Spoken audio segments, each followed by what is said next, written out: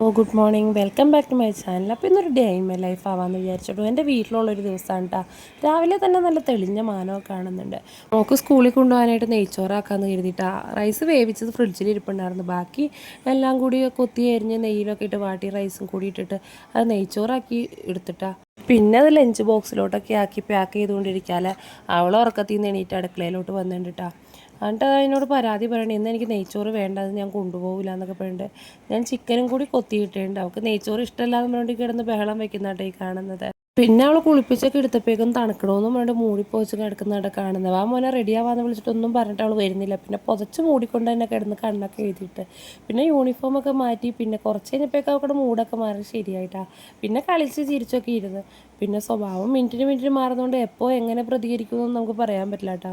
ബ്രേക്ക്ഫാസ്റ്റിന് ഇടിയപ്പവും ഇറച്ചിക്കറിയും കട്ടൻ ചായയും കൂടി കഴിച്ചിട്ട് അവളെ സ്കൂളിൽ വിടുന്ന കൂട്ടത്തിൽ തന്നെ ഞങ്ങളും കൂടി ഇറങ്ങിയിട്ട് റെഡിയാക്കി. അങ്ങനെ മക്കളെ രണ്ടുപേരെയൊക്കെ ഡ്രസ്സൊക്കെ മാറ്റിച്ചിട്ട് ഞങ്ങൾ വീട്ടിൽ നിന്ന് ഇറങ്ങാം കേട്ടോ. അവളെ സ്കൂളിലാക്കിയിട്ട് ഞങ്ങളുടെ വീട്ടിലും കൂടി കയറിയിട്ട് അനീത്തിൻ്റെ വീട്ടിൽ കൊണ്ടാക്കാന്നായിട്ട് പറഞ്ഞേ.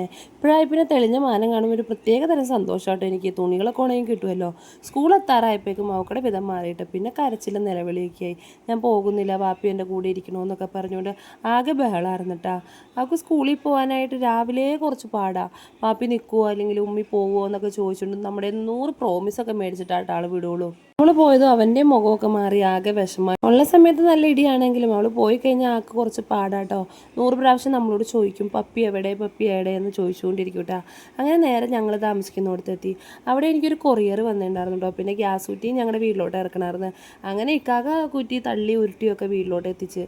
അപ്പോൾ ആ കൊറിയർ വന്നത് ഞാനില്ലാത്തതും കൊണ്ട് തന്നെ അടുത്ത വീട്ടിലായിരുന്നു കേട്ടോ ഏൽപ്പിച്ചിരുന്നത്. അപ്പോൾ ആ ഇത്താടേന്ന് കൊറിയർ മേടിച്ചിട്ട് വേണമായിരുന്നു എനിക്ക് അനീത്തിയുടെ വീട്ടിലോട്ട് നേരെ പോകാനായിട്ട്. അങ്ങനെ അവരുടെ വീട്ടിൽ ചെന്ന് അവരെ ബെല്ലടിച്ച് ഞാൻ ആ കൊറിയർ കവർ മേടിച്ചു കേട്ടോ. എന്നെ അനീത്തിയുടെ വീട്ടിലാക്കിയിട്ട് വേണമായിരുന്നു നിൽക്കാക്ക് ഓട്ടം പോകാനായിട്ട്. അപ്പോൾ അങ്ങനെ അധികം നേരം അവിടെ നിൽക്കാണ്ട് തന്നെ ഞങ്ങൾ നേരെ അനീത്തിയുടെ വീട്ടിലോട്ട് പോയി. അവരുടെ വീടിൻ്റെ അടുത്തുള്ള ഈ പാടം കാണാനായിട്ട് നല്ല രസമായിട്ടാണ്. 2 സൈഡിലും നല്ല പച്ചപ്പൊക്കെ വിരിച്ച് നടുക്ക് കൂടെ ഒരു റോഡ്, നല്ലൊരു വൈബാട്ടോ അത് കാണാനായിട്ട്. അങ്ങനെ നേരെ വീട്ടിലെത്തിയത് എന്നെ അവിടെ ആക്കിയിട്ട് അധികം നേരം നിൽക്കാണ്ട് പുള്ളി തിരിച്ചു പോയിട്ട് വൈകിട്ട് പപ്പിമോളെ വിളിച്ചുകൊണ്ട് വരാമെന്നും പറഞ്ഞുകൊണ്ട് അങ്ങനെ അതുമോൻ ടാറ്റയൊക്കെ കൊടുത്തിട്ട് വാപ്പീനെ പറഞ്ഞു വിട്ടിട്ടാ. അപ്പോൾ ഞങ്ങളുടെ ഇന്നത്തെ അംഗം വിട്ട് ഇവിടെയാണ് കേട്ടോ. നേരം വെളുത്ത് വൈകിട്ട് വരെ ഇന്നിപ്പോൾ ഇവിടെ സ്പെൻഡ് ചെയ്യാമെന്ന് വിചാരിച്ച്. അങ്ങനെ നേരെ വന്നു കഴിഞ്ഞാൽ ഓടിച്ചെന്ന് കയറുന്ന അടുക്കളയിലോട്ടാണല്ലോ രാവിലെ എന്തെങ്കിലും ഉണ്ടോയെന്ന് അറിയാൻ വേണ്ടിയിട്ട്. അവളാണെങ്കിൽ തകർത്ത് പണിയിലാണ് കേട്ടോ. എന്തോ വെണ്ടയ്ക്ക തോരൻ ഉണ്ടാക്കിക്കൊണ്ടിരിക്കുകയാണ്. ഇവിടെ പിന്നെ കറികളേക്കാളും ഫുഡിനേക്കാളും ഒക്കെ കൂടുതൽ തോരനാണ് കേട്ടോ. അവർക്കൊരു ദിവസത്തിൽ ചോറിന് 2ഉം 3ഉം തരം തോരനുണ്ടെങ്കിൽ അത്രയും ഇതാട്ടോ. എനിക്കാണെങ്കിൽ ഉണ്ടാക്കാനുള്ള മടിയും കൊണ്ട് ഞാൻ ഒരെണ്ണമൊക്കെ ഉണ്ടാക്കി അത്രയേ ഉള്ളൂ. അങ്ങനെ കൊച്ചിനെ ഉറക്കി ഞാൻ എമിയുടെ തൊട്ടി കയറ്റി കിടത്തിയിട്ടാണ്. കുറച്ച് നേരം തൊട്ടി കിടന്ന് ഉറങ്ങുവാണെങ്കിൽ ഉറങ്ങട്ടെ എന്ന് കരുതി. പിന്നെ ഞാനും നേരെ അടുക്കളയിലോട്ട് കയറി. നമുക്ക് തീറ്റക്കുള്ള വല്ല വകുപ്പ് ഇപ്പോൾ ആയതുകൊണ്ടോയെന്ന് അറിയണമല്ലോ. അവിടെ ചെന്ന് കഴിഞ്ഞപ്പോൾ അവൾ ചാറുകറിക്ക് പരിപ്പായിരുന്നു ഉണ്ടാക്കിയായിരുന്നു. അങ്ങനെ പരിപ്പ് കുക്കറിൽ ഇട്ടിട്ടുണ്ട്. അവൾ ഓരോരോ പണികൾ ഒതുക്കിക്കൊണ്ടിരിക്കുവാണ് കേട്ടോ. പരിപ്പ് കറിയായി. പിന്നെ കക്കയിറച്ചി ഉണ്ടായിരുന്നു, അത് കഴുകി വരി ഒലുത്താനായിട്ട്. അപ്പോഴത്തേക്ക് എൻ്റെ ചായക്കുട്ടനെത്തി.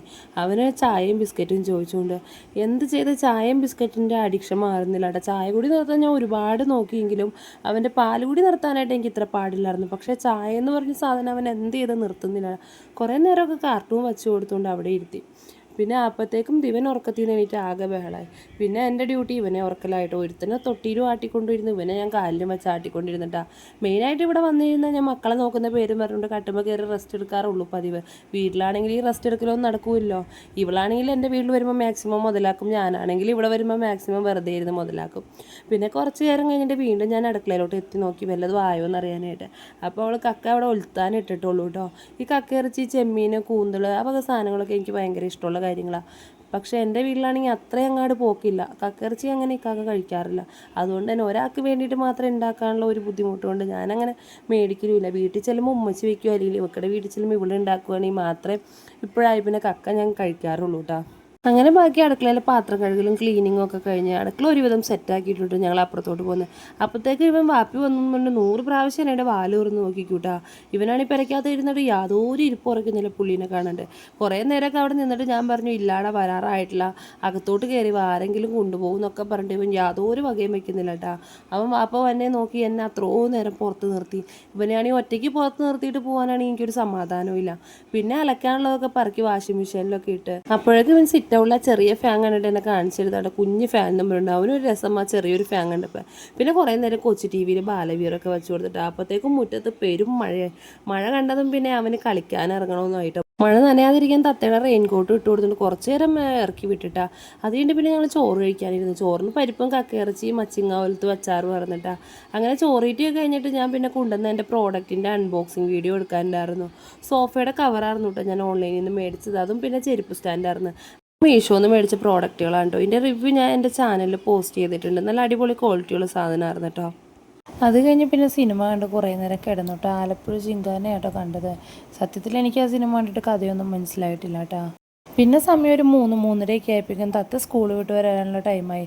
അപ്പോൾ വീടിൻ്റെ ഫ്രണ്ടിൽ സ്കൂൾ വണ്ടി അപ്പോൾ ദൂരെ വണ്ടി തന്നെ കണ്ടുകൊണ്ട് ഇറങ്ങിപ്പോയതാണ് കേട്ടോ. അപ്പോഴത്തേക്ക് ഇവള് വന്ന് പിന്നെ ഇവനെ കണ്ടു കഴിഞ്ഞപ്പോൾ കുറേ ഉമ്മയൊക്കെ കൊടുത്തിട്ടാ. പിന്നെ അവൾക്ക് ചായ കൊടുക്കാനായിട്ട് ഞങ്ങൾ അകത്തോട്ട് കയറിപ്പോയി. ചായക്ക് ഇന്നത്തെ കടി എന്ന് പറഞ്ഞു കഴിഞ്ഞാൽ കാട്ടിയാർന്നിട്ടാ. ഇനി തന്നെയാണോ പേരെന്ന് എനിക്കറിയില്ല. നമ്മളൊക്കെ ഇതിനെ അങ്ങനെ പറയാറ്. ഞാനവിടെ ആയതുകൊണ്ട് തന്നെ പപ്പീനെ സ്കൂളിൽ നിന്ന് നേരെ വിളിച്ചുകൊണ്ട് അങ്ങോട്ടാണ് വന്നത്. പിന്നെ പപ്പിമോക്കുള്ള ചായയും കൊടുത്ത് ഇക്കാക്ക് ചായയൊക്കെ കൊടുത്ത് കുറച്ച് നേരം കഴിഞ്ഞിട്ട് ഞങ്ങൾ നേരെ അവിടെ നിന്ന് ഇറങ്ങിയിട്ടാ വീട്ടിലോട്ട് പോയി. അപ്പോൾ വീഡിയോ ആദ്യമായിട്ട് കാണുന്നവർ സബ്സ്ക്രൈബ് ചെയ്ത് സപ്പോർട്ട് ചെയ്യണം കേട്ടോ. ബൈ.